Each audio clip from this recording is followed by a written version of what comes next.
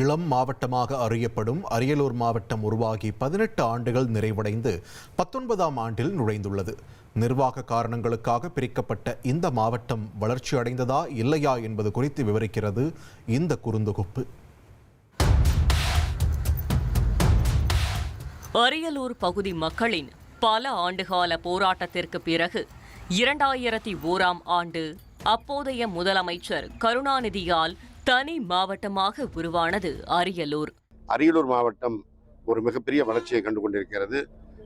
அரியலூரிலிருந்து செந்துறை வழியாக ஜெயங்கொண்டத்திற்கு 4 வழி சாலை, அதே போல விருத்தாசலத்திலிருந்து ஆண்டிமடம் வழியாக ஜெயங்கொண்டம் வழியாக கும்பகோணம் செல்கின்ற சாலை 4 வழி சாலை என்று இந்த மாவட்டம் ஒரு முன்னோக்கிய நிலையை சென்று கொண்டிருக்கிறது. அதே போல சிப்காட் மூலமாக ஜெயங்கொண்டத்தில் ஒரு தொழிற்பூங்கா அமைத்து அங்கே காலனி தொழிற்சாலை அமைப்பதற்கு மாண்புமிகு முதலமைச்சர் அவர்களே அடிக்கல் நாட்டியிருக்கிறார்கள். இந்த மாவட்டம் என்பது திராவிட முன்னேற்ற கழகத்தின் காலத்தில் அமைக்கப்பட்டு வளர்ச்சி பெறுகின்ற மாவட்டம். ஆனால் 2002ஆம் ஆண்டு முதலமைச்சராக இருந்த ஜெயலலிதா அரியலூரை மீண்டும் பெரம்பலூருடன் இணைத்தார். மீண்டும் திமுக ஆட்சிக்கு வந்த பிறகு 2007ஆம் ஆண்டு அரியலூர் மாவட்டம் மீண்டும் உதயமானது. இந்த மாவட்டம் உதயமான பிறகு மேற்படி மாவட்டம் மக்கள் நினைத்த அளவிற்கு இல்லை மக்கள் நினைத்தை பூர்த்தி செய்கின்ற அளவுக்கு வளர்ச்சி பெற்றிருக்கா என்று நோக்கும் பொழுது பெரிய சிமெண்ட் சிட்டி என்று கூறப்படும் இந்த அரியலூரில் பல்வேறு தொழிற்சாலைகள் இருந்தும் வேலை வாய்ப்பு இல்லாத ஒரு சூழ்நிலை ஏற்படுகிறது.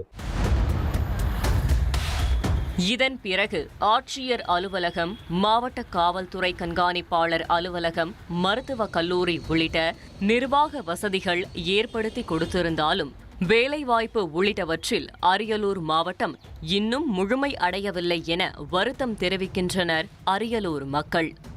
மாவட்ட ஆட்சித்தலைவர் அலுவலகம் வந்திருக்கு, கல்லூரிகள் வந்திருக்கு, மருத்துவக் கல்லூரி வந்திருக்கு, நிறைய திட்டங்கள்லாம் கொண்டு வந்திருக்காங்க, தனித்தனி அலுவலகங்கள்லாம் கொண்டு வந்திருக்காங்க, கல்வி சார்ந்த அலுவலகம் நிறைய வந்திருக்கு. ஆனாலும் இந்த போதாமைகள் கொஞ்சம் இருக்கு. சந்தைகள், விற்பனை அங்காடிகள், கொள்ளிடத்தில் தடுப்பணை, சிமெண்ட் லாரிகள் செல்ல தனி வழி போன்ற தேவைகளை நிறைவேற்ற வேண்டும் என்றும் கோரிக்கை விடுத்துள்ளனர்.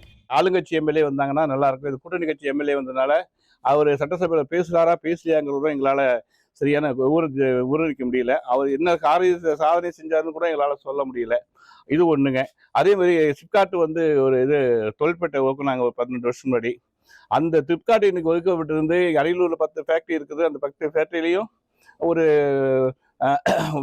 இங்கே படித்திருக்கிற மாணவர்களுக்கு ஒரு வேலை வாய்ப்பு இருந்துன்னு சொன்னால் இன்னும் சிறப்பாக இருக்கும்.